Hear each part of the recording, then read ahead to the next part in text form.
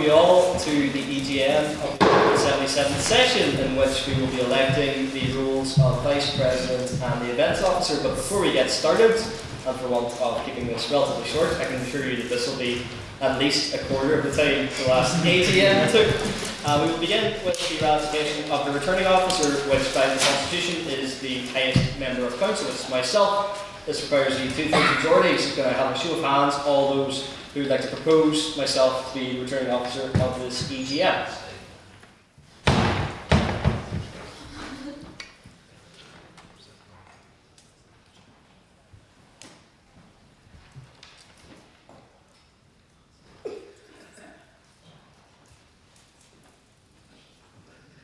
Okay, and all those who oppose? Who's call? And finally, all those who would like to abstain? That's one. Perfect.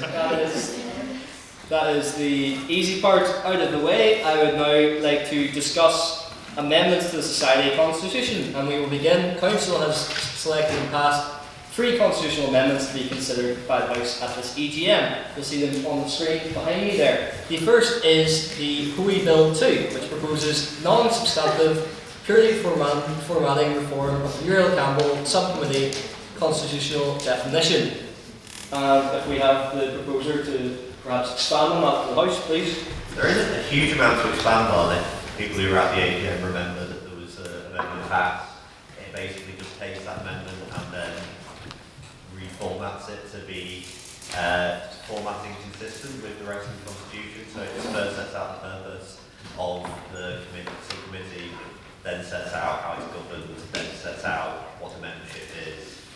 Oh no, then sets out how the responsibilities of the governance of the subcommittee are, and then sets out what the membership of the subcommittee is. So yeah, there's not substantively, it's the same as what was passed at the AGM. And there isn't any substantive change, it's just a formatting change.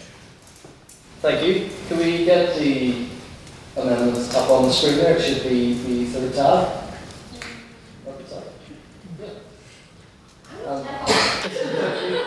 And then we'll open the floor to discussion if we have any. If not, we will take it straight to a vote. If no one from the House wishes to raise any points, then I'll take us to a vote now. So can I have all those in favour of passing Hoey Bill 2 to raise their hands now, please?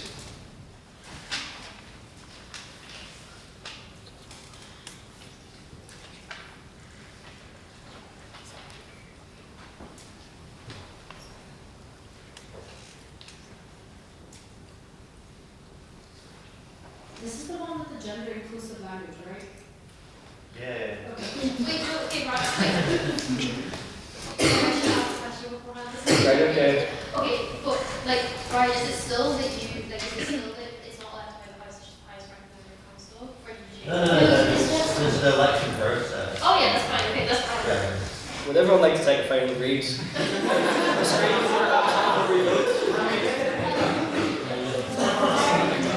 Yes, can we make it bigger on the screen?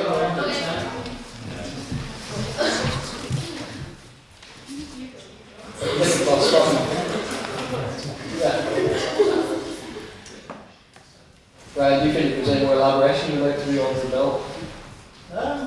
Michael. I can run through it if you want. I can do the whole presentation. Subcommittee, it does this stuff. It's governed by a chair. The elections will follow the same process as the elections to council. Because the problem previously was that it actually didn't say how the elections would take place. That is basically as it's not really changed. So it basically says, this is what it is, not changed. This is how it's governed. This is who's eligible to vote. You can scroll down a bit. Here's the criteria for being chair. Scroll down a bit further. Scroll down a bit further because that's all the governance bit. It's responsible for organising some debates, for keeping the council informed about what it's up to. That's about it. And then that the membership is women and gender minorities. People who are members of the society who are women and gender minorities are automatically members of the subcommittee, and that's about it. So substantively exactly the same.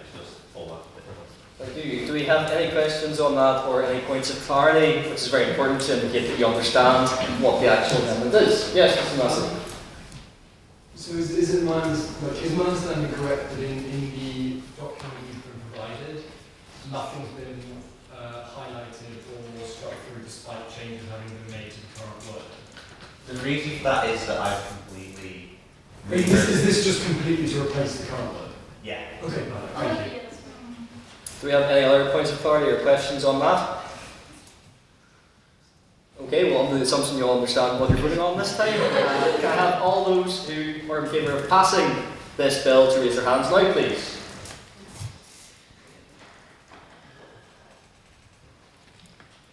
Nice and high.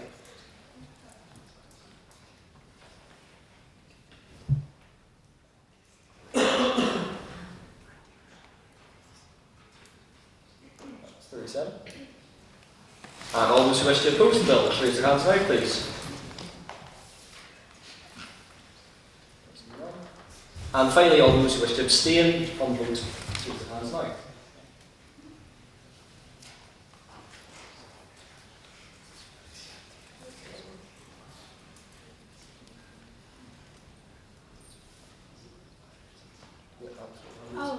That's 6. So that bill has now been passed. Congratulations on the Boyd bill. The next bill is the Lynon-McMullen theme bill, which proposes the Reform Muriel Campbell Subcommittee. Can I have the proposers to elaborate on that bill, please, if they so wish?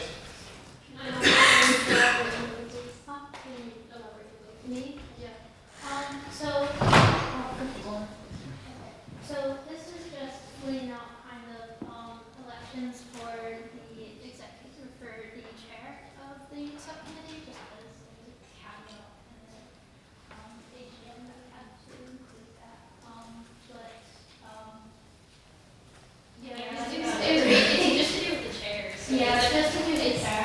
Yeah, like that's kind of the height of it. It's like basically what you think the chair should be the highest ranking member of the council or whatever. Yeah. Like that's like and then the chair will be elected no sooner than the fourth ordinary. Yeah, it's not. I think personally, as someone who's been on council and also involved in the committee this year, I think it's the best kind of way for it to function because it's. No other council should be doing 2 jobs. Yeah, and like you think about the highest ranking member of council is your supervised, but like that, it should be busy. So it's like why, what the Muriel Council committee should have a huge amount of attention devoted to it and should be a project that is not something that someone has to put back burner for time periods because they look at their busy with other things. And this is also the way that other societies also. Yeah, it's the way it's not revolutionary. It's actually kind of within the current status quo and some communities and other things. Like it's both in the UK and in the college. So yeah, it's not revolutionary. But there's a question. Thank you. John. Again, for asking clarification question about the last amendment and asking clarification about this amendment. The last amendment had a provision for elections that seemed to read more clearly than the provision here, and we voted for it. Does this do anything new that the last amendment didn't do, or does this amendment completely get superseded by the last amendment and therefore becomes irrelevant? Because that was my reading of it. I think the last amendment covered all of this, covered it in a more natural way. Because the thing of like references, like I think section 2.9b subpart I in this current amendment reads a bit clunkily because it requires cross-reference to other parts of the Constitution, which is suboptimal. Yeah, but there are ways that we have to follow the Constitution as well. There are ways that election has to be done. So we have to include that to be fair. This is merely about establishing the election parameters for the chair of the subcommittee. And that's what the other amendment did not have. So. Yes, Ash? I just want to ask, like, so to clarify, how does this, the same question, how does this differ from the last amendment? Like, what will it be replacing the amendment that we just passed, just so I have clarity? Like, what does it actually have? It adds the election of the chair, so it's the process. Is that not the last amendment? No, it wasn't. The election of the chair of the subcommittee This lays out. is laid out. This lays It's- out. Yes. No, but, well, this is my amendment, but as I understand it, the bits that are involved in what's being added, so it's added, the elections will follow the same procedures as rule election Article 6, which is the process of election for the council. And then it basically then just clarifies what the, like, an annual general meeting would be the meeting, elections between, etc. It's not that deep going. Yes, Jonathan? No, but I think it is a valid question that I'm asking, and I haven't got an answer because Hoey's just said that. I'm sorry, I'm just trying to understand. Hoey's just said that what this amendment adds is that the elections of the chair will proceed as in section 6, as in Article 6. That's in the amendment Hoey just passed. So again, I don't understand what this does differently to the amendment we just passed. And again, I ask, if we pass this amendment and the last one, which one supersedes the other? Because they duplicate each other at the moment. And so it needs to be clear which one's actually going into the Constitution. Yes, your thoughts? Because both of them will be going into the Constitution if this one is passed. Right, this one is purely to do with elections. The previous one was to do with the whole amendment that was at the last AGM, and that was purely the formatting and changing language and certain things to make it fit with the Constitution that we have now. Now, I don't know how else to explain it because I feel like I've done a fine job explaining it, so I don't know I don't know, but that's.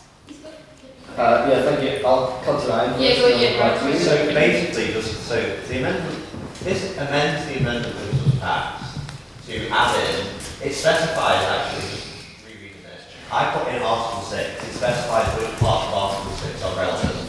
It then says how language should be interpreted within Article 6 to make it relevant to this motion. It then also clarifies in the next bit below it that in between the date of the session starting and the chair of the subcommittee being elected, how it will be governed. It will be governed by the rest of the subcommittee until the chair is elected. And then this last part adds in a provision around if there's no conflict with the chair, it will be done by the subcommittee executive. Basically, that's the difference. Does that make sense? See, that makes a lot more sense, thank you.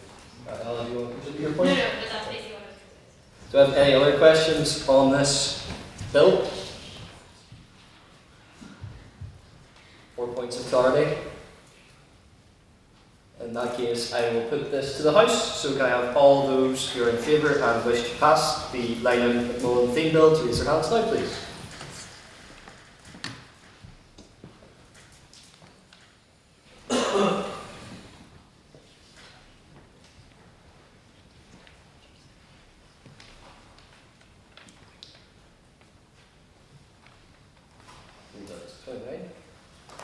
Can we have all those against? Raise your hands now, please. Making sure that the people who walked in are registered. Where's Calvin? Who's down? I'll have a look. That is one. And finally, those who wish to abstain.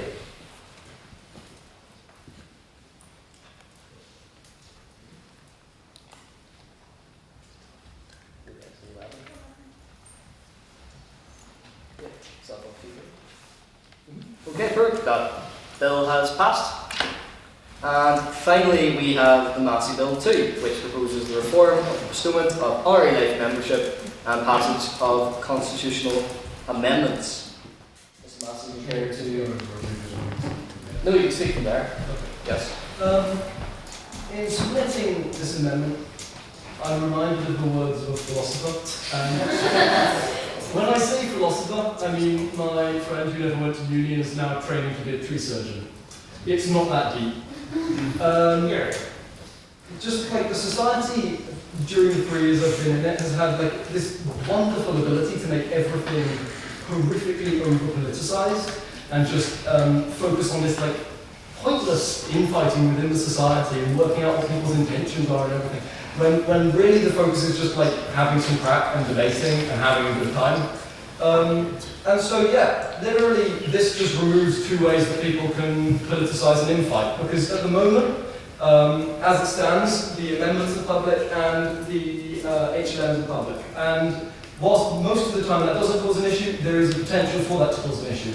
If someone's up for HLM and they're stood in the room and all the votes are public, there's a lot of pressure there. If an amendment is up for vote and the person submitting the amendment or the person related to the amendment stood in the room and all the votes are public, there's a lot of influencing that can happen there because people can be viewed on what they vote and there's pressure. And so, like, quite simply, I think this is, yeah, it's not that deep. This just removes another layer of the like pointless politicking we do and makes the society, I think, a bit more functional. Thank you. Do you have any points on that? Yes, Henry? Yeah, I just think, past take, I don't think like HLMs are like that serious, but secret ballot is like as a principle, because like while you may be, like a debate society is not that serious at the end of the day. It doesn't really matter. All respect to everyone who's going to do people involved in the debate society, right? But like, it's more so the thing of like the actual social pressure and stuff that can come into it, like when things in general are in secret ballot, and like, you know, there's a reason we do the election secret ballot, so that like you don't, you know, there's a lot of social imbalances, power imbalances, things like that that can be avoided, and like integrity of elections in general are just better when they're secret ballot.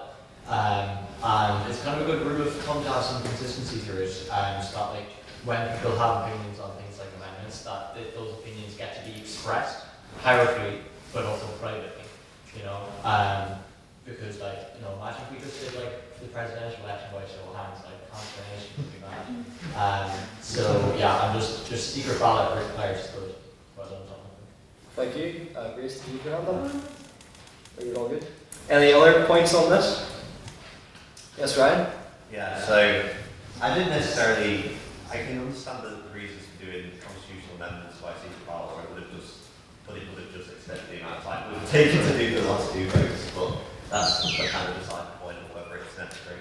I don't think that a HLM should necessarily be done by secret ballot, but hey ho, I don't really care about that much.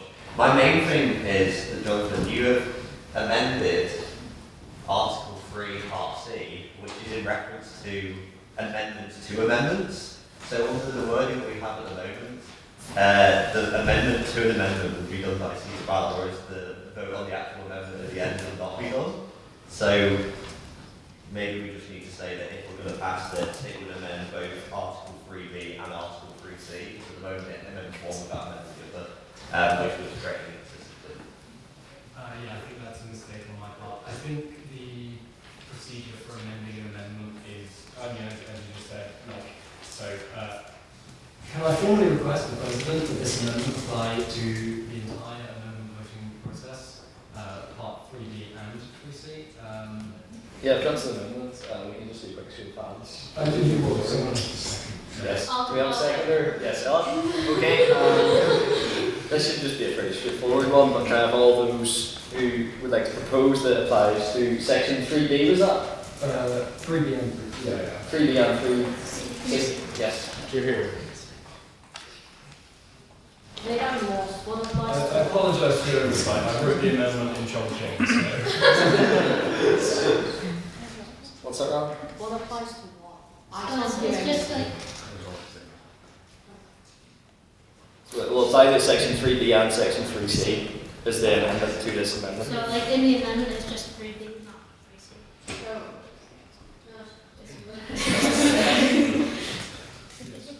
So that's what you do. And all those who like to oppose? And all those who like to abstain? That's 2. Okay, that amendment has been passed, and the amendment has been amended. Do you have any other points on the bill itself before we put it to the House for a vote?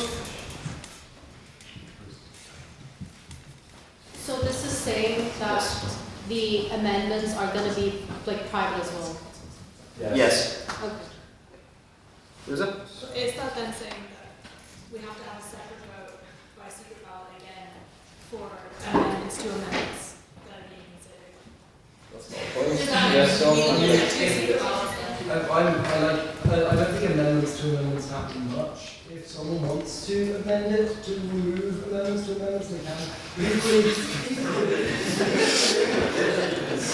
Equally, I say I'm happy for amendments to amendments. There will be secret ballot. I won't be here next year, that's for the House to decide. Just so on the broad basis of amendment voting and HLM voting being secret ballot to pass, and the social pressure of like coercing people's votes is removed, I'll be really happy. And before this devolves into a multi-python skit, do we have any other points on this bill before we take it to the House? Okay, well in that case we shall take a vote. So can I have all those who are in favour of Massey Bill 2 to raise their hands now, please?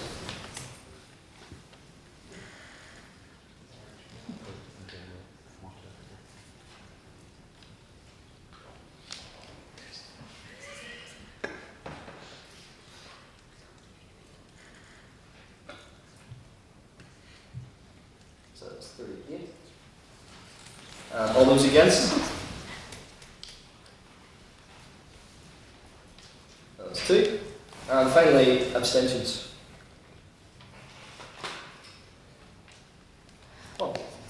Yes, so that bill has been passed, and that concludes the discussion on amendments to the Society Constitution. The 5-minute break is to my discretion, but we have a debate to hold at 7, so I'm quite happy to plough on with the elections, which I'm sure most of you will agree with. So that brings me on to our first set of elections tonight, which will be for the position of Vice President, and we will be doing this in alphabetical order for manifestos. So I would now like to invite Mr. Tom McCormick to provide his manifesto first.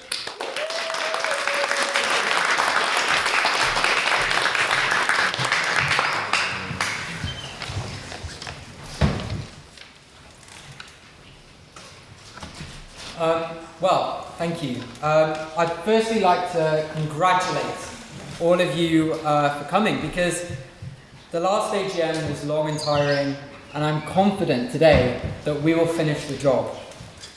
So, allow me to speak on something that I think unites us all. I think it's debating. It's the love of this sport, this art form. I've been debating since I was in school. I ran my school's debating society, the William Jones Society. For the first time in history, I held regular weekly debates on a Tuesday evening. I fell in love with debating from my very first debate. I remember it quite clearly. It was on social media, and I thought I was an absolute genius when I discovered that you can anticipate the arguments that the other side might say. I thought I was a genius. A revolutionary insight, but I must say, ever since that moment, I was hooked. And I stand before you today as a candidate for Vice President of the Literific, ready to support the council that you elected. And that's what the role is. The role doesn't have specific tasks in order to complete. What the role means is supporting the council that you elected. We've got a council here with some amazing ambitions, and my job will be to fulfill those, to make your voice heard by supporting the council that you've elected. And not just that, but I've also got some battle-ready ambitions for this society. I can pledge before you all today that I will deliver a lot for you. I've agreed with the tech officer to work on a revolutionary outreach campaign that will contact every single alumni to build a network in which we can develop that relationship with the alumni, keep in touch with them. We're going to send out regular newsletters in which we will ensure that we don't break a connection that developed during the time here at the Terrific. I've also agreed with the schools officer to develop a Ivy-ready leaders in debate judging program. We're going to use the schools competition to develop professional Ivy judges, and that's not just going to make us better at judging in Ivy competitions. It's going to make us better speakers, because at the end of the day, it's all about the Thursday night experience, and we need to develop the talent that we have, and that is a significant priority for me. And the others I've agreed to work with. I've been extremely active in how the society operates, from the external subcommittee helping organise the Queen's Ivy to the schools competition. I've travelled all over Ireland for this society. I've worked on our election system, trying to switch it to an online ballot to protect its integrity and speed up the process, because I know no one likes how long the AGMs are. Excuse me. We can work together and we can achieve a lot for this society. And by voting for me, I promise you all that I will be a VP for everyone. Thank you very much.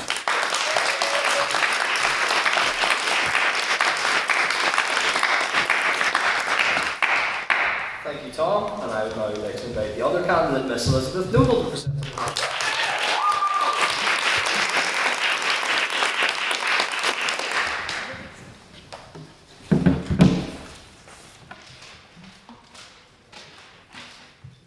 I'm really over time, so you'll forgive me if I start rapping. Hi all, Elizabeth here for those who don't know me, and it would be my great honour to be your Vice President of the 178th session. I'm a competent, efficient individual who will get the job done. I can attest to this by citing my experience. For the entirety of last year, I worked as a legal assistant at a busy maritime firm. This was a decidedly fast-paced, cutthroat environment where efficiency and precision were paramount. As I divulge in my manifesto, really stunning read by the way, I was tasked with putting out fires, which means being in the room when it's touch and go and handling conflict with diplomacy. Whatever they throw at me in the dark chambers of the McMordy will not surpass tensions I've already mitigated. Perhaps my favourite accolade is being the Vice President of Queen's Book Club. The Vice Presidency operates similarly to that of the Litterific, in that no one knows what it actually is. I didn't either when a very distressed Ashika approached me for the position. Book Club had had a membership surge, much like the Litterific, and this put a strain on council. More hands on deck were needed. All three executive positions essentially needed clones. A go-between, someone to pick up slack and to step into the trenches wherever needed. A foot soldier. I grasped quickly that my role trades definition for flexibility. Vice President isn't a specific brick in the foundation of council, it is the cement between them. This means I was involved with the whole lot. I worked directly with every member of council, filling in for them in their absence, which includes being present, acting president during exam season, and I lighten the load on various projects. TAFs, bookings, updating the membership on the SU portal are just various tasks that I executed. The council-elect can safely put their faith in me to support them, as Beth has done, by seconding my nomination and then buggering off to Centre Parks. The events officer can make requests of me, knowing that I secured, arranged and interviewed an author. The external convener can offload tiresome liaising to the moderator of book club's email. The secretary and social officer can have assistance from the individual who managed all of book club's bookings for the year. Both internal and school conveners may have a walking thesaurus for training purposes, or the aid of an English student wherever needed. The treasurer can be in good company with someone who has also stalked people for student numbers. The vice presidency is not common through all societies, for all societies do not need a vice president.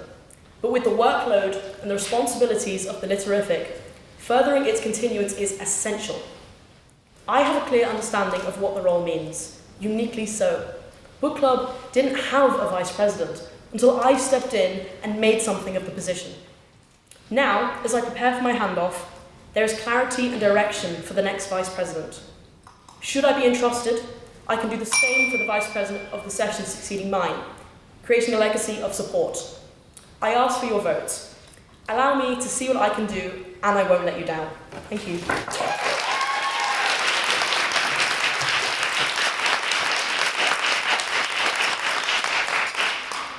Elizabeth, if I can now invite both candidates to stand at the front as we open with our questions from the House. Just to keep the House right, these questions will be put evenly to both candidates, and to the candidates you have a maximum of 2 minutes to respond to each question. We'll be going in alternate orders and take an even number of questions to ensure that it's the fairest to both of you. So first of all, can I have a question from the House to our two candidates? Yes, Ash. In the previous year, one of you decided to run for a position and one of you chose not to. So why now? Why now? Just the reason why they ran for Yeah, vice why are president? you running now? Okay, why are you running Or now? why did you not run for the Okay, why are you running now? Because Elizabeth, yes. Despite really wanting to serve the society, I chose not to run the AGM because I think passion is really important. It means a lot to me that whoever fills the position really deeply cares about it and that their portfolio aligns with what is required. And frankly, there wasn't anything on the initial roster that captured my eye because I really wanted vice president. I understand that you were quite passionate about treasurer, and I think this is like my treasure, my sort of special interest, so I bide my time for this one. Thank you. Tom? Well, thank you for the question, Ash. I ran in the AGM for the position of treasurer, and that is because I'm a complete finance nerd, and I was very passionate about the position, and so I was quite enthusiastic about running for that specific one. Who knows what the future will tell? I might do the same again. But the reason I'm running again is because I saw an opportunity open up in this EGM to run for vice president, because the treasurer role and the VP role are actually quite similar in a lot. The VP is someone who picks up the administrative slack. It is a secondary figurehead to the society, but also someone who can competently manage excess tasks. And I think that my VP campaign today is not something completely different just to get on council. It is a fulfillment of my treasurer campaign. One of my promises, which was to build an alumni network, this is being fulfilled in my VP campaign. So I don't see a difference in these two elections. I'm still trying to achieve the same thing with a different angle in the society. But I am quite glad that I got the opportunity to run today, and I think it'll be an excellent opportunity to develop this society further. Tom, any other questions? Yes, Matthew? Tom, Elizabeth, it's so encouraging to hear how much experience you both have and the passion you have for the society. Experience is very important, but we're looking to the future. What is your biggest ambition for your position as Vice President in the 178th session? Thank you. Start with Tom. Well, you mentioned experience, Matthew, and I think that's very important. You've got to have the passion, but also the experience. So I've worked on every level of the society. I've worked on the schools competition with you. I've gone to almost every IV I could. I've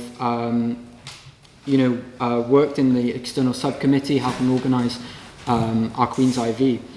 And you've got to have that experience in order to realise the ambitions you have for this position. And I'm quite enthusiastic about what we can achieve together, which is, when I get into power, the things I'll be working on, it won't just be building on what everyone else is working on. It'll be developing new things. It will be developing the schools competition so that all of you get the opportunity to learn how to be judges. Because when you learn how to be a good judge, you learn how to be a good speaker, and that will support people with low confidence in speaking, and it will develop our talent here. And of course, I'm working on the alumni network. So we've got some battle-ready ambitions. We've got a plan, and this society is really starting to look like something truly, truly, truly amazing for this next session. So I'm very much looking forward to the year ahead. Thank you, Tom. Elizabeth? Thank you for your question also. I agree that we're very lucky to have a lot of rich experience up here tonight, whichever way that you vote. And if you need a reminder, I would suggest that you pull up my manifesto and kind of have a look at my ugly mug. But to look towards the future, which we're very excited about, I'm thrilled for the opportunity to potentially work alongside Beth, who I know has a lot of fantastic ambitions for the future of the society, and to put a new emphasis on technique and to increase attendance to things like the BP spas. So my role as Vice President ultimately isn't to bring forth a new campaign for the House to either like or dislike, but to listen to my council, to liaise with my team and take guidance from my President and see those visions done. I think Tom has come up with some absolutely great ideas, and from my experience on the book club of restarting our dormant newsletter, I would absolutely pitch that from you. But ultimately, I think what's really important to me is looking at the visions of the wider council and working to execute those. Of course, I have ideas which I'd love to bring to the table. I'm quite interested in the way that the port fines are conducted personally, but my aspiration is to work with my team and to deliver and to sort of cite the Constitution at you to work on the wider strategic visions. Thank you, Elizabeth. Do we have another question? Yes, Emily. So I think, anyone who's done chamber debates will know at the end, our lovely Vice President will offer feedback. So, and I think, as a debater, it is really important that you get that feedback. It allows you to advance, to tweak things to make your next speech even better and just progress. I'd like you both to speak on your experience, in debate and how would you give back that feedback, because it is a very difficult blend of, being critical without being cruel. So I just want you all to, It's a fantastic question. The feedback has been so important to all of us because I look around and there's so many maidens in the room, and I was really grateful to receive mine very first speech. My personal opinion would be I would love as Vice President to expand the feedback to the entire House, because I don't think you ever stop learning, and I think every single speech is worthy of evaluation and even critique. It's why I've made it priorities to attend every single debate workshop that Ella has hosted, so that any advice that I give in the future is entirely contingent with what our internal convener is advising, and I'm looking forward to, hopefully, working alongside Ella to deliver feedback that's suitable for the society. But in terms of delivering it in a way that's kind, I think that I've elucidated that I'm a really great communicator, and as an English student, I know a thing or two about language. Thank you, Elizabeth. Tom? What an excellent question, Emily. I think it's really important. It's one of the major reasons I voted to keep this position in the amendment during the AGM, because I received a lot of great feedback from Ray. Feedback is incredibly important in developing your speaking abilities in debating, and I certainly want to continue that and strengthen it. But you've got to have someone in the position that's spoken frequently and understands very, very well how debate works. Because, performing and doing something is one thing, but actually teaching it and explaining it to other people is quite difficult. It requires some experience. And I believe I fulfilled that metric. I've spoken quite frequently in the chamber here. You're probably all sick of hearing my voice. Surprise, surprise, I'm speaking tonight as well. So I've had a lot of experience in the chamber, which I hope has developed my ability to give feedback, but also I've been doing a lot of BP debating. Debating is not just about rhetoric or funny jokes, but it's about argumentation as well, and BP has really helped develop my ability to critique an argument. So I want to take what I learned from BP in oral adjudication, which is the feedback they provide after the results of the debate. I want to take what I learned from that, and I want to take what I learned from my many chamber debates, and I want to be able to provide quite comprehensive feedback, because I think that's really important. I want to provide something that's quite uniquely personal to the person who just spoke. So it's important to have that level of respect for every single speaker, to listen to their argument, to write down the notes, and I think it won't be a pretty sight when you're watching me during a debate, because I'll be jotting down notes. But it's very important to me. And on just being kind about it, I think that's very important. And it's just about communication. I hope that I brought that across. Apologies. Do you have any other questions? Yes, Corey? Okay, notwithstanding Ray's contributions to the role, my question to you both is, Jake, you're here, by the way. What can you do that the rest of council can't do? What do you bring to the role? What do you see the role actually looking like? I feel like it's been very undefined so far this evening, so I'd like you both to answer. Thank you. We'll begin with Tom this time. Thank you for your question, Cormac. I do think we've both candidates here have been able to explain what the role means to them, and I think we agree on most of it. I think it's someone who can act as a kind of secondary representative of the society, second to the president, but also mainly it's picking up the administrative tasks in excess, right? It's being able to support the rest of the council where they can. So you need a good administrator, and you need someone who communicates effectively. I think that this role is important. It's uniquely flexible, but that's what allows actual performance and utilization out of the role. So I'm quite happy that I'm walking in. I know a good percentage of what the role will entail, but most of it I don't. And that's the magic of the role, and I hope to really use that to support every member of council. Thank you, Tom. Elizabeth? It's an extremely fair question, and I'm sure there's a few people in the room this evening wondering the same, because it's very fair and apparent to say that it's something that's been contested this year. It's why I'm so scared of John and Nancy.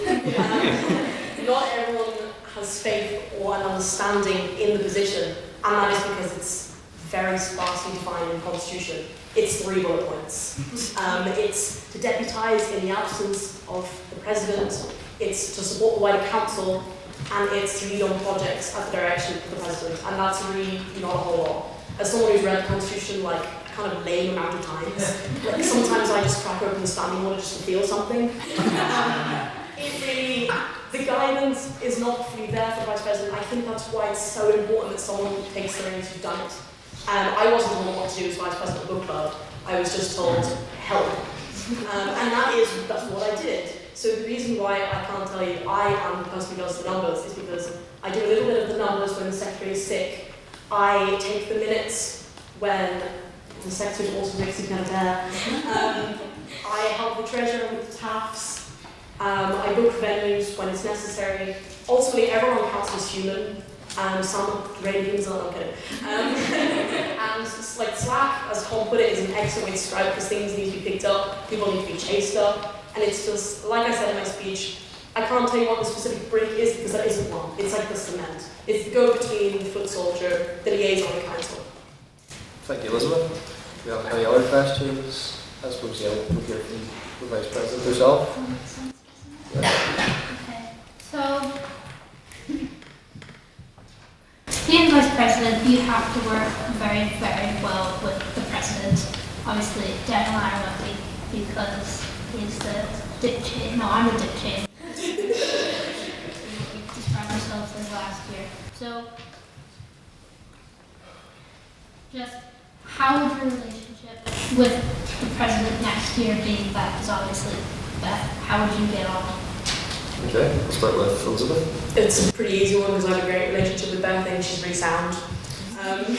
She obviously seconded my nomination tonight and I think that we work pretty well together. We've shared a lot of ideas already about what we'd like to do on the chance that I get in. And I think it's just a case of nice balance between taking direction and leading with initiative. I think Beth and I will get on great. Thank you. Tom? Well, I like Beth a lot. She is really great. I'm very friendly with Beth, and we went to UCD once together, and she's great crack. I think we have a lot in common. We're both STEM students. We both applied to the Queen's Propulsion Laboratory, the rocket team. So we have a lot in common. We both share an interest in finance. So I think we have a really, really strong working relationship, and we'll work very well together. I think communication is key, and we are in a good position to do that together. I think I respect Beth a lot, and I very much look forward to working with her because she is lovely. Thank you. And then we'll take one more question before we open it to the votes from. We'll go Rosa. Can I hear from both candidates like what actual specific qualifications or like past experience as well, obviously, that makes you suited to the vice presidency? Thank you. We'll begin with Tom. Quite a few things. I, of course, ran my school debating society when I was in school. I don't think that's significant experience because it's a school debating society, but I have been operating with every single level of this society. I think I have a good understanding of how it works. I've worked with many members of council on various things, the schools competition. I've worked with Henry on the external subcommittee. I have that administrative experience within the society. I understand how it works. But also wider experience. I'm a member of the rocket team here at Queen's. I have a working opportunity where I'm working with a team to build a rocket. I'm a member of the Queen's Student Managed Fund, where we analyse companies and we build algorithmic trading algorithms. I've worked in the semiconductor industry as a software engineer, working with people to build engineering hardware. So I've got a lot of working experience, professional experience, that I think really supports my ability to perform well in this role. But mainly I think the most important thing is communication and organisation. And I think that I have got the experience to do that in this role. Thank you, Tom. Elizabeth? I suppose my speech and manifesto are quite experience heavy because I just want to beat you all with the stick of I am the Vice President.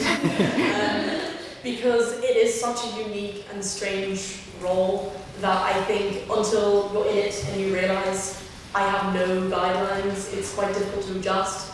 And I obviously have experience as working as a legal assistant for the year, so I'm very good at mitigating with drones. And I'm used to high pressure environments, I'm not scared of a little tiff. And I suppose my greatest experience and asset isn't just being a vice president, but being such an active member of the Literific. I'm here every single week. I think I've missed 2 meetings, not including my birthday, which I was here for, sadly. I'm extremely familiar with the Constitution, with the Standing Order. I'm sort of all over everything like a rash. I work with Queen's Marketing, where I create promotional material for prospective students. And I wrote an article on the Literific, which will be going out to the needy freshers incoming. So I'm really hopeful that that is going to bring membership to the society. So there's me already looking after our treasury rota. And Daniel and I are working on a vlog, which he kind of knows about, where we're going to make lemons of ourselves with tiny microphones. Essentially, I have a couple of connections in marketing. I've been everywhere in the society. Everyone in this room either knows me or knows that I dress like their mother. I would say that I do have quite a presence in the Literific. I'm a Lavery's warrior.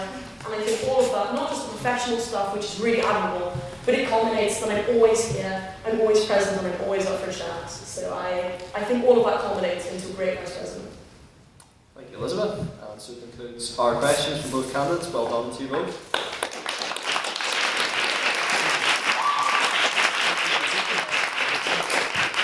And we will now distribute your ballots. So just to remind you, please indicate with an X or a tick which candidate you wish to vote for.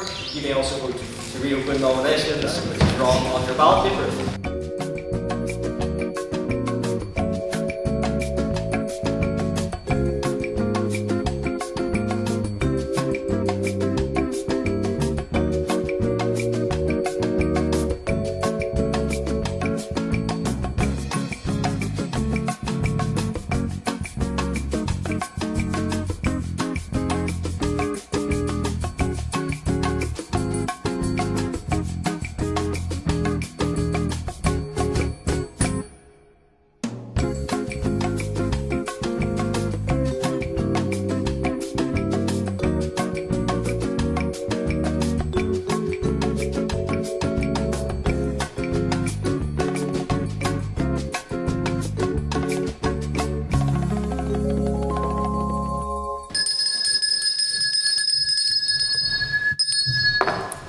Members of the House, I am pleased to announce that your Vice President for the 178th session will be Miss Elizabeth Noble. At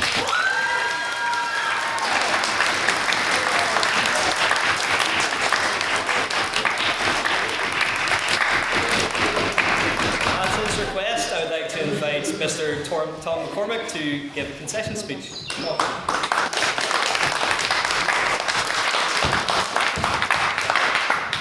Well, thank you very much. I know it's quite difficult to sit here for many, many hours. So I want to thank everyone that came, but I want to thank Elizabeth for running a very good campaign.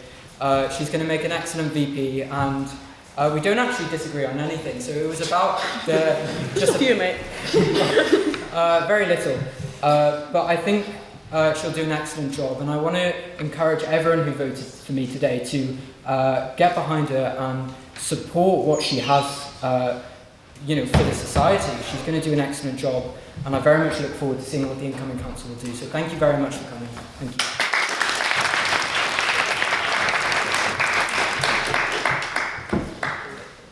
Guys, I'm gassed. Thank you so much for everyone who voted for me. I really appreciate it. I'm so excited to be the Vice President of the 178th session. It's going to be an absolute blast. I'm thrilled to work alongside Beth when she comes back from Centre Parks. And to those of you who didn't vote for me today, I hope I'll still do you proud regardless. Just thank you so much, everyone.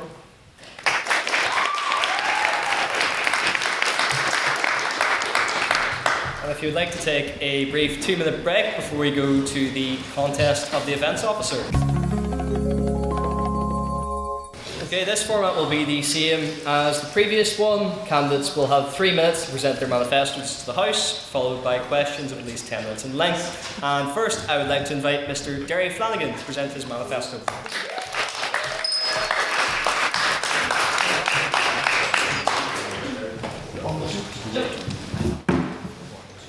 Hello everyone, my name is Derry and I hope to be your events officer for the coming year. We have real potential in this room. This society and every single individual within it has the potential to do wonders. But potential means nothing without ambition. Without ambition, this potential is washed away, it fizzles out and is lost, like farting in a strong wind. When this happens, we do not get change or growth, we get stagnation. And you deserve more than that. My ambitions for next year have been laid out clearly in my manifesto, as you can see. So today I'm just here to showcase what I believe growth looks like for society's events. A new bi-monthly discussion panel, diving into a diverse array of ideas from history, philosophy, culture, and religion, timed around prominent anniversaries, and the lives and deaths of figures who shaped the world around us. These are not just interviews, rather they are a door for us to step into discussion and debate. I want to open our doors even wider. Special interest groups will be invited to speak, giving our members an insight into movements and communities beyond our own, and giving those communities a platform that I believe this society should be providing. Alongside this, I will invite a more diverse panel of guests to our Lit Talk from more walks of life, more professions, and an array of different backgrounds. Because the best discussions happen when unexpected voices are in the room. That's what leading debate societies do, and it's time we caught up. But in all of this, there is only one thing that truly matters, and that is you. You deserve to be spoken with, not at, and I would send it a weekly form so you can shape what this society does at our events. Who we invite, what we discuss, and I can guarantee that your voice will not be an afterthought. I have real experience in speaker outreach, interviewing, and community engagement, all of which I think are put to great use for this society. A vote for me is a vote for change, for progress, and for better crack. Thank you.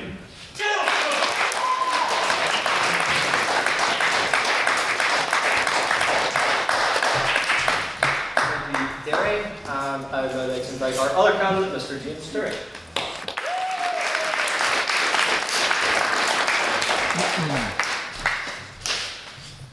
I feel like I'm being sent to the gallows, but I'll at least give a good speech. I'd like to thank Londonderry for the speech. Listen, I'm taking this election very seriously, about as seriously as my manifesto, as you can all see. I think that this society is a very important society. It's a good society. Thank you, Matthew. I'm glad to say that I have served on council, and I do wish everyone on council next year a really good term, because I do want to see the society succeed, whoever is in the positions on council. A few ideas that I would propose. The first Lit Talk would be an invitation to, I don't know why Matthew Spratt's laughing so much, an invitation to His Holiness Pope Leo XIV, as well as to the Grand Master of the Orange Order for an ecumenical dialogue. I think that would go down well. Listen, we have to be ambitious. We're a great society. We're a great society, and I think we have to be ambitious. Listen, I am quite proud of my record as events officer. Jokes aside, and those weren't jokes. I am glad to have brought Mary McAleese to the society. I'm glad to have brought people like the Palestinian ambassador. I think those voices should be heard. And I do agree that a greater diversity of voices is always a positive. What I will just say about events, and this is perhaps advice to Derry if he is to be the successor, probably will be. not everyone you invite will actually come to the events. So I did genuinely try to make an attempt to have a wide range of people. Of course, I'm a nationalist. I'm from Derry. That's how I describe myself. But I did want to reflect that there are two communities, primarily in Northern Ireland, and that should be reflected. So that's the advice I would say I would give to Derry. That's what I would try to keep up. I think that the society should broadly reflect everyone who is a member. We should be serious about the events that happen because, and I often do talk to people about this, in 1933 the Oxford Union ran a debate this house would fight for King and Country. And the Oxford Union was so prominent at that time because it was seen as the next generation of leaders in the United Kingdom that the foreign departments of both Italy and Germany looked at that debate and saw that the decision and the outcome of that debate that this house would not fight for King and Country. This was Britain's elites, their future generations of leaders saying they would not fight for King and Country. And indeed that Oxford Union motion was so important and prominent that it actually spurred Hitler and such and Mussolini to actually act against Britain because they saw that the future generations were not up to the task. I want to see the Letterific genuinely lead the debate in Northern Ireland. I want it to be a public forum for future generations of leaders in this country and abroad, and I think the events should reflect that. We should try to bring the highest calibre of people, and I really do hope for the future of the society, and I think it'll do well. Thank you.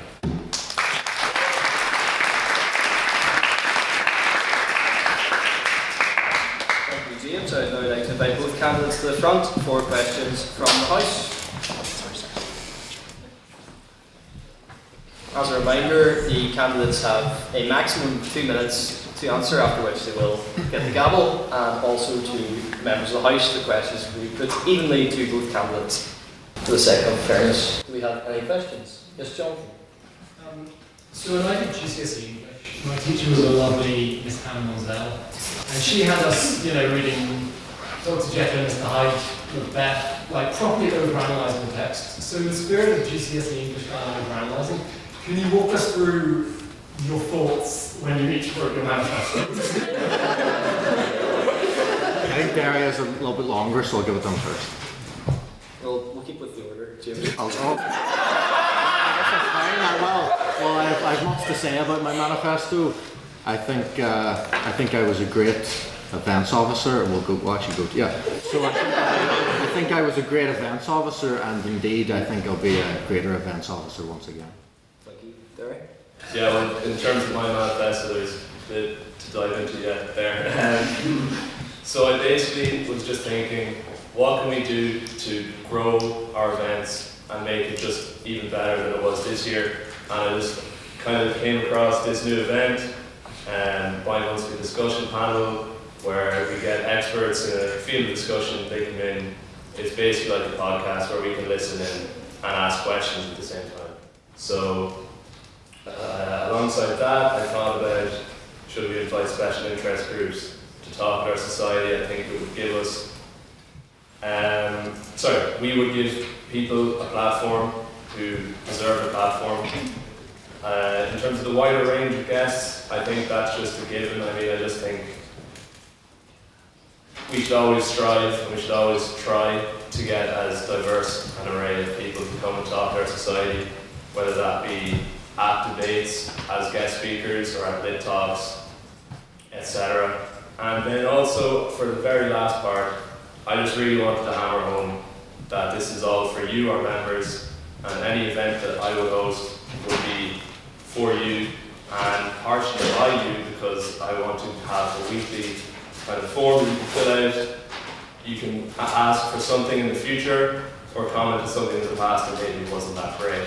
That, if the previous week's event was kind of crap, you can just tell me, and then I'll do it better next time. So that's basically it. Thanks.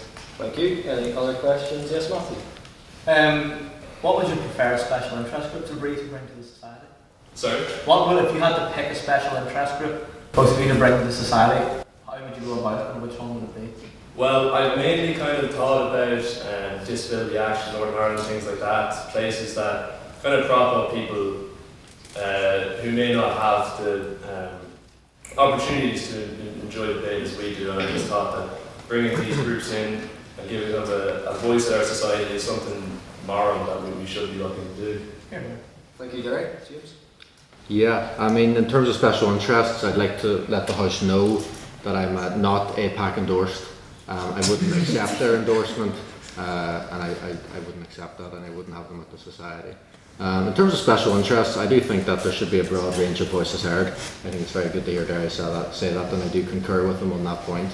I think those that are in favour of environmental progress, in terms of social progress as well, and a broad range of viewpoints, both in the conservative and perhaps liberal agendas, should be listened to. Because we're a free speech society, I think that matters, and the events that the society holds should also reflect that too. Thank you, James. Do we have any other questions? Yes, Paul? Could the candidates please describe what experience they have had with the society and how have they contributed to the society in the past year, for example? Thank you. James? Yeah, well, I mean, I joined the society as a first year, and I served as tech officer, as I did this year as well. Of course, I've been events officer for this year. In terms of experience, I think, I mean, I can now say that I've put on the most lit talks of any other session that has come before me. I'm very proud of that fact. Indeed, we have two more coming up, two the current Speaker of the Assembly and former Speaker of the Assembly. In terms of experience, well, I brought diplomats, I brought politicians, I brought journalists, and I'm very proud of my record. Events can be quite a demotivating position at times. It's a portfolio where you have to be expectant of no's. You have to really say that, yeah, it's quite fine that some people will just say no, but you've got to keep sending out invites. And it really is a question of spreading the net out far and wide and just see who says yes. So I think I am the more experienced candidate in this election in regard to events. I think I can stand over my record in all fairness and genuinely say that I've done a fair job, or at least given it a good whack. So yeah, I would stand on my experience. Thank you, James. Gary? Well, I'd say yes. James will be the more experienced candidate in this election in terms of having done events already. I mean, I can see that, that's fair enough. But I have done work in terms of contacting guest speakers and having them come to events. For example, the Mayor of Cork City last year at the European Youth Parliament session. In terms of work done here, I was a fresher, I didn't have the opportunity to, of course, be on council. But since I've joined the society, I've come to as many debates as I could, and I've really enjoyed my time here. I'm always trying to help out before and after the debate. I really fall in love with it, and I just want to give it everything I can. So. Thank you, Derek. Any other questions? Yes, Rosie? I was just wondering if there were any internal biases, like unconscious or conscious, that the candidates they might have that might influence who they invite and who they push to invite, and how they might try and account for that going forward. Thank you. Derek? Well, I mean, of course, I'd love to say I have no biases at all, I'm perfect, but I can't say that. Certainly, I would have a bias, maybe towards speakers from the Republic of Ireland, since I'm from there. It might be easier for me to get in touch with them. But I'm going to make sure, as events officer, that I do my absolute best to make sure that every event that we have and every speaker we hold is fair, and we give enough time and enough energy to every side of every debate, every side of every party in Northern Ireland, every kind of viewpoint, every background. I think it's important, and as James said, that we are an open discussion-based society. So. Thank you, James. Yeah, I mean, I would never say that I'm totally unbiased. I don't think that's reasonable to accept or expect from any human being. We all have our flaws, and I know I do. But just once again, speaking about past experience, I think I have shown in the events that I have put that I'm fairly unbiased in who I invite. Indeed, we've had both unionists and nationalists. We've brought people from the church versus people who are very critical of the church. I think of Mary McAleese, of course, one of our last guests that we brought to the society. You know, the thing about biases, and it is a good question in all fairness, because biases shouldn't really be something that should determine who comes to the society. I think really who comes to the society should be, of course, down to the events officer, but as Darius said, down to the people as well. Whoever the people want to see at the society is who we should be inviting. That's why when people did ask me to send out certain invites to people, that I had made sure that those invites were sent, regardless of whether I thought of them or not. I wanted to listen to what people wanted to see, and I think that's a very important trait if one wants to be a successful events officer. Thank you. Do you have any other questions? I'll take these two as the last two. So, Stephen? So I'm probably from a different background, but we from a unionist background, and there's many on the council presently that aren't from my background. Neither you might be, but what would you do in the people that you ask for your events, or what unionist speakers or people from that persuasion come to mind as people you want to ask? James? Yeah, well, I was quite pleased to be able to invite Gavin Robinson. Now I'm very much someone opposed to many of the things that he has said, and I'll say that publicly, but I think it's important that he is there, and I think it's important that there's representation for all in the society, and I'm very glad also that Edmund Poots is coming to the society in just about a week's time. I think, you know, in regards to unionist representation, it shouldn't be that unionists look out for unionists and nationalists look out for nationalists. You know, we are an open society.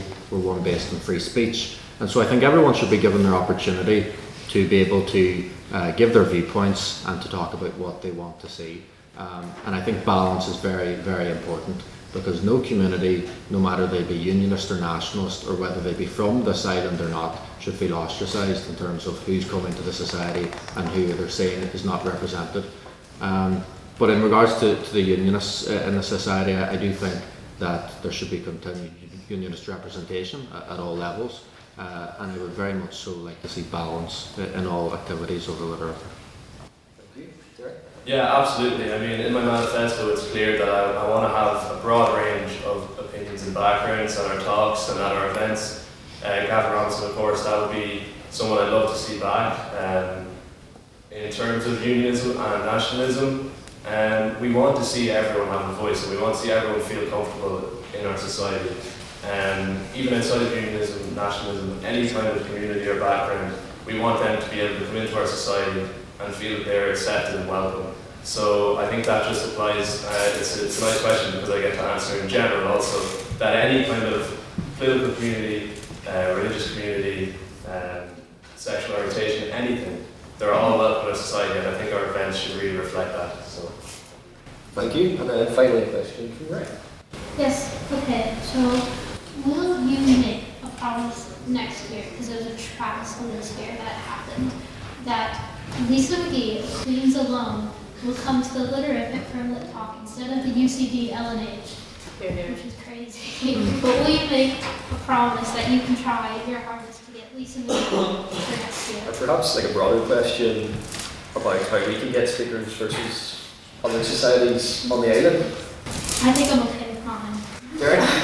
Yeah, I'll make that promise. 100%. No problem. Yeah, I think I can reveal to the House that an invite was indeed sent to Lisa McGee. Her team got back to me and she said that she'd be interested in the opportunity. I then followed up to no avail. So listen, if I were events officer again, I would try my best to bring her as well. And then just broadly on Daniel's point about, you know, the speakers, there's been some very, very good speakers that have, other societies on this island have brought, and I think it was Trinity last year with John, I'm not going to butcher his second name, Kirkia or something like that, the CIA agent. I thought it was very bad pronunciation, but it was a very, very good speaker to bring, and I think we should be aiming for those heights. Yeah, and I think we can, because why not? We're ambitious. Thank you. And so that concludes our questions from the House. Congratulations to both our candidates.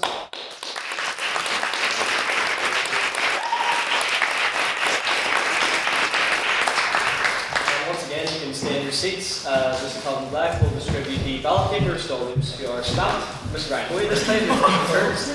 And once you have voted, please make sure to come to Mr. Calvin Black.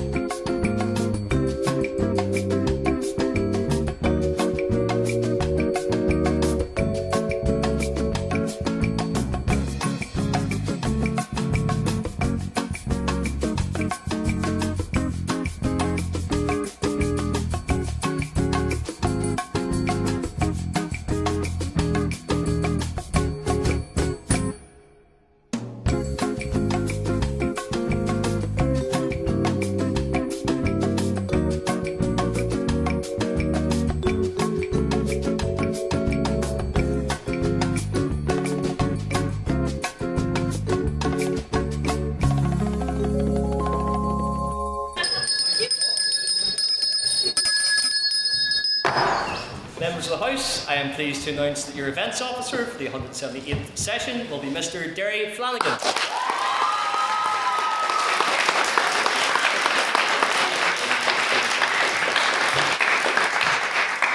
We will now be taking a 10-minute comfort break, but please stay for a very exciting debate. This House would separate religion from politics, and I call this EGM adjourned.